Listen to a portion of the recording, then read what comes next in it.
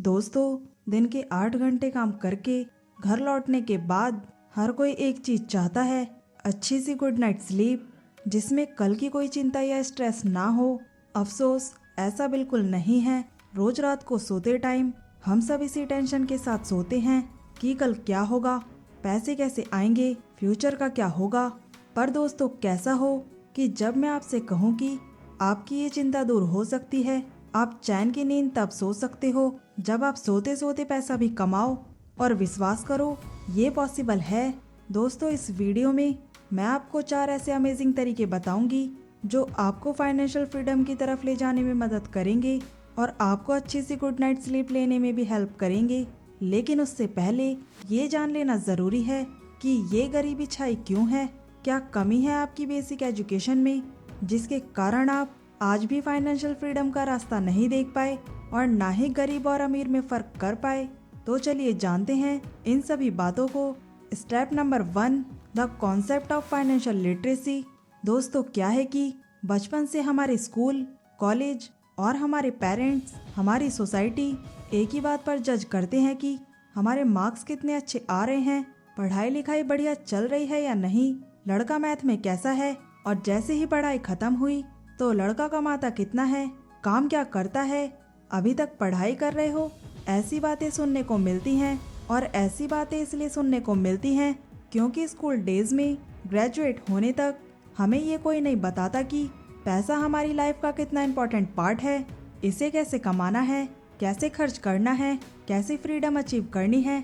और यही सबसे बड़ा रीज़न है कि दुनिया most of the population poor और मिडिल क्लास लोगों से भरी हुई है।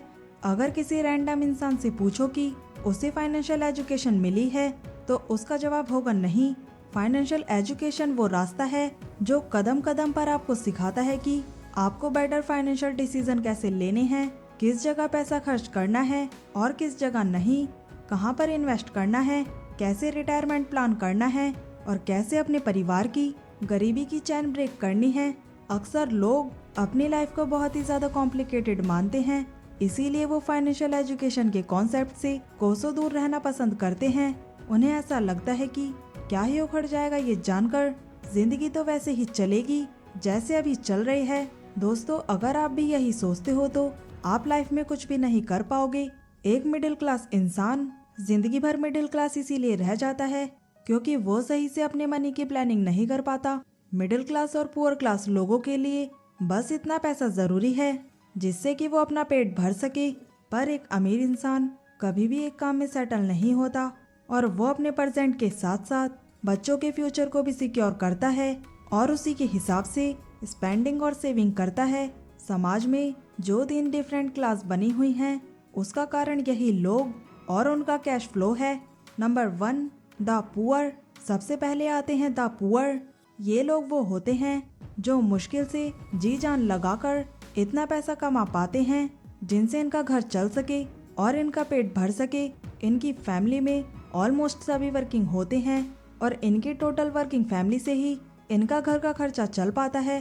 तो इनके एक्सपेंसेस का कैश फ्लो कुछ इस तरह का होता है, जैसे कि इनकी इनकम है 25,000 रुपये, तो इनके रेंट में होंगे 8,000 रुपये, ग्रॉसरी में होंगे 5,000 रुपये, मेडिकल एक्सपेंस में होंगे 5,000 रुपये, फीस एंड अदर 7,000 रुपये और सेविंग्स 0। तो इनके टोटल एक्सपेंस होते हैं 25,000 रुपये, यानी जितना कमाया उतना खर्च कर दिया। अब दूसरा आता है द मिडिल क्लास, जिनकी कंडीशन पुअर क्लास से मच बेटर होती है, पर ये अपनी लाइफ स्टाइल को बेहतर बनाने के लिए लोन और ईएमआई का सहारा लेते हैं। ये लोग सेविंग तो करते हैं और इन्वेस्ट भी थोड़ा बहुत करते हैं, पर लाइबिलिटीज का इतना बोझ होता है कि उनको भरते भरते इनका भरता बन जाता है। इनके एक्सपेंस इनकी इनकम को एक्सटेंड कर जाते हैं। अभी देखिए कि एक मिडिल क्लास इंसान है और उनकी सैलरी होती है 40,000 रुपये और उनके एक्सपेंस जैसे कि रेंट 10,000 रुपये, नीड्स में 15,000 रुपये, उनके वांट्स में 6,000 रुपये और सेविंग करते हैं 2,000 रुपये की और इन्वेस्टमेंट करते हैं 5,000 रुपये की और ईएमआई लोन में उनका पैसा जाता है वो है 4,000 रुपये। उनका टोटल एक्सपेंसेस हो जाता है 42,000 रुपये, जैसे कि इनकी इनकम थी 40,000 रुपये और एक्सपेंसेस हो जाते हैं 42,000 रुपये, यानी कि इनको फिर भी 2,000 रुपये कहीं ना कहीं से उधार लेने पड़ जाते हैं। और इस तरह वो साल का थोड़ा कुछ सेव और इन्वेस्ट कर पाते हैं, लेकिन जो कि इनफ नहीं है। और अब आते हैं तीसरी कैटेगरी पर, द रिच। ये लोग वो होते हैं जिनके ऊपर एक भी पैसे का लोन नहीं होता और मोस्ट इम्पॉर्टेंट, इनके पास इनकम के मल्टीपल सोर्स होते हैं और जिसकी वजह से इनके एक्सपेंसेस हमेशा इनकी इनकम से कम होते हैं और ये लोग अच्छा खासा अमाउंट सेव और इन्वेस्ट कर लेते हैं। चलिए दोस्तों समझते हैं। जैसे कि कोई रिच क्लास की सैलरी होगी लगभग 70,000 रुपए और अदर इनकम सोर्स से भी उनको पैसा मिल रहा होगा 30,000 रुपए, यानी उसकी टोटल इनकम हुई लगभग 1,00,000 रुपए। अब अगर इसके एक्सपेंसेस को देखें तो नीड्स हुई 25,000 रुपए की और वांट्स हुई 20,000 रुपए की और वो लग्जरियस में भी 20,000 रुपए खर्च कर देते हैं। अब वो इन्वेस्ट करेगा इसमें से 20,000 रुपए और इमरजेंसी फंड के लिए वो 5,000 रुपए सेव करके अलग रख देता है। इस तरह उसके टोटल एक्सपेंसेस हुए 90,000 रुपए और इसमें से उसने 20,000 रुपए भी इन्वेस्ट कर दिए, जिससे उसकी वेल्थ हमेशा ग्रो होती जाएगी। अब अगर आप इन तीनों को कंबाइन करके देखेंगे तो आपको एक फर्क आसानी से देखने को मिलेगा कि रिच इतना रिच क्यों होते हैं और मिडिल क्लास ऐसे ही क्यों रह जाते हैं। लेकिन अगर आप इस कंडीशन को बेहतर बनाना चाहते हो और रिच लोगों की कैटेगरी में आना चाहते हो तो ये 4 तरीके आपके लाइफ में गेम चेंजर साबित हो सकते हैं और आपको मिडिल क्लास से द रिच बना सकते हैं। Number 1, understand your relationship with money. दुनिया के the famous author Robert Kiyosaki कहते हैं कि पैसे के साथ आपका रिलेशन तब तक अच्छा है जब तक आप उसे कैजुअली लेना बंद नहीं करते, क्योंकि अगर आपने एक बार अपने फाइनेंस और इन्वेस्टमेंट जैसे टॉपिक्स को कैजुअली लेना शुरू कर दिया तो आपके पैसे आपके लिए सिरदर्द का कारण बन सकते हैं और फिर आपको अपने इशारों पर नचाते हैं। और ऐसा हो भी क्यों ना, क्योंकि हमें बचपन से मूवीज में, टीवी शोज में पैसे वाले लोगों को एक नंबर का अय्याश और खड़ूस दिखाया गया है जो कभी भी खुश नहीं रहते और इसी वजह से उन सब के दिमाग में गलत नेगेटिविटी बन गई है। पैसों को लेकर कुछ लोग ज्यादा ही पॉजेसिव हैं और कुछ लोग एकदम खर्चीले। हम में से मोस्टली लोग इन्हीं 2 कैटेगरीज में से आते हैं और यही रीजन है कि पैसा हम पर हावी होकर हमें अपने इशारों पर नचाता है। इसीलिए आपको जरूरत है तो बस आपके नजरिए को बदलने की। पैसों को कोई प्रॉपर्टी या संपत्ति मत समझो, बल्कि एक जरिया समझो जिससे एसेट्स बिल्ड किए जा सकते हैं और संपत्ति बनाई जा सकती है।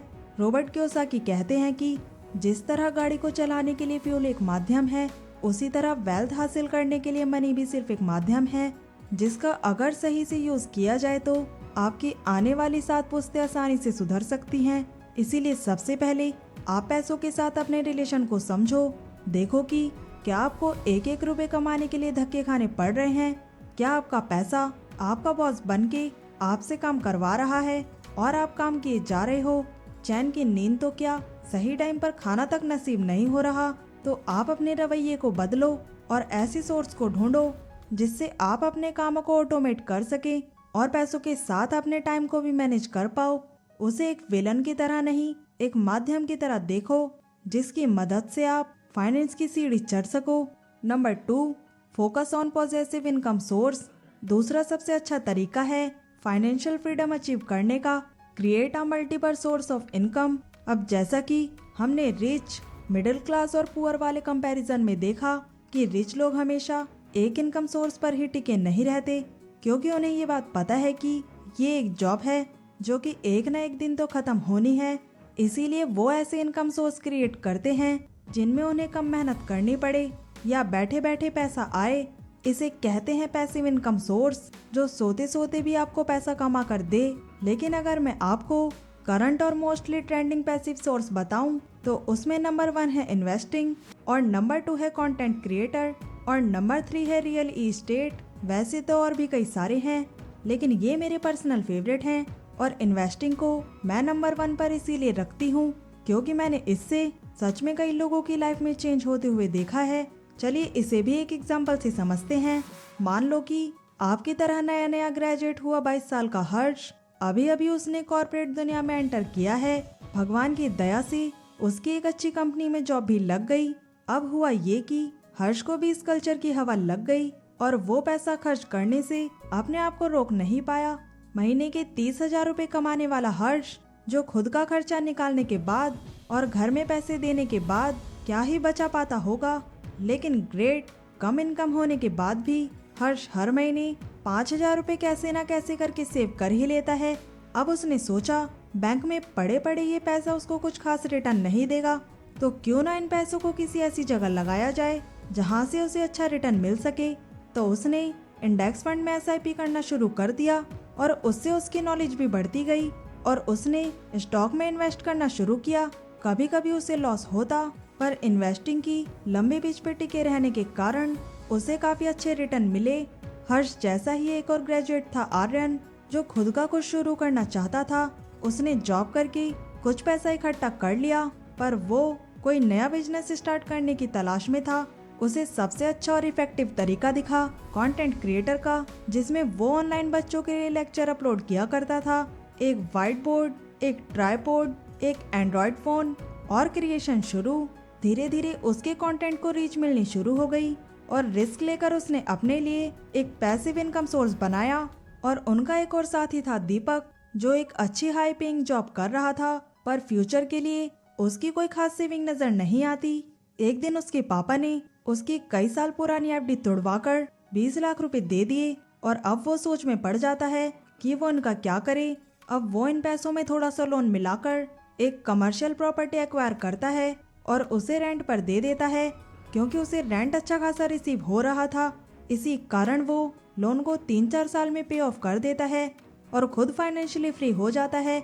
सो दोस्तों, हर्ष, आर्यन, दीपक की तरह हमारे पास भी कई सारे ऑप्शन अवेलेबल हैं, पर ये आपको जज करना है कि इस समय आप किस पोजीशन पर खड़े हो, हर्ष की, आर्यन की या फिर दीपक की, और उसी के हिसाब से अपने पैसिव इनकम सोर्स को भी बिल्ड करो। Number 3, control your expenses. Next और सबसे इम्पोर्टेंट स्टेप आपको फाइनेंशियल फ्रीडम की जर्नी के लिए जो आपको लेना है वो है कंट्रोल योर एक्सपेंसेस। दरअसल हम लोगों की ये प्रॉब्लम है कि हम हमेशा अपने आप को दूसरों से आगे देखना चाहते हैं और उस चक्कर में दुनिया भर का बोझ अपने कंधों पर उठाकर माइंडलेसली खर्चा करना शुरू कर देते हैं। एक पुअर, एक मिडिल क्लास और एक रिच इसीलिए कहते हैं क्योंकि एक रिच का खर्चा करने का तरीका बाकी क्लास ऑफ पीपल से अलग होता है। वो हमने इस वीडियो में देख लिया। सुनी सुनाई बातों पर भरोसा मत करो, बजट बनाओ और अपने एक्सपेंसेस को ट्रैक करो, जिससे कि आप पता लगा पाओगे कि किस जगह अपना पैसा खर्च करना चाहिए और किस जगह नहीं। Number 4, continuously invest your financial education. जितना हो सके अपने आप को एजुकेट करते रहो। ऐसी वीडियोस को देखकर, फाइनेंशियल नॉलेज वाली बुक्स को पढ़कर और पॉडकास्ट को सुनकर अपनी नॉलेज में हर एक दिन एक आइटम ऐड करो और आपको लगता है कि ये बातें अप्रूवन है और ट्रू है, तो आप भी अपनी लाइफ के साथ साथ अप्लाई करना शुरू कर दो। कदम कदम पर आपको अलग अलग चीजें एक्सपीरियंस करने को मिलेंगी। कभी लॉस होगा, कभी कुछ टाइम एकदम ही मॉडरेट रहेगा और कभी कभी एकदम छप्पड़ फार प्रॉफिट होगा। All you have to do is keep going and educate yourself from every news experience, ताकि आप फ्यूचर में वो गलती रिपीट ना करो। और बिना देरी किए आज ही अपनी इन्वेस्टमेंट जर्नी को स्टार्ट करो। इन्वेस्टमेंट की जर्नी स्टार्ट करने के लिए आपको एक डीमेट अकाउंट की जरूरत होगी। आप फ्री में एक डीमेट अकाउंट ओपन कर सकते हैं डिस्क्रिप्शन में दिए गए लिंक पर क्लिक करके।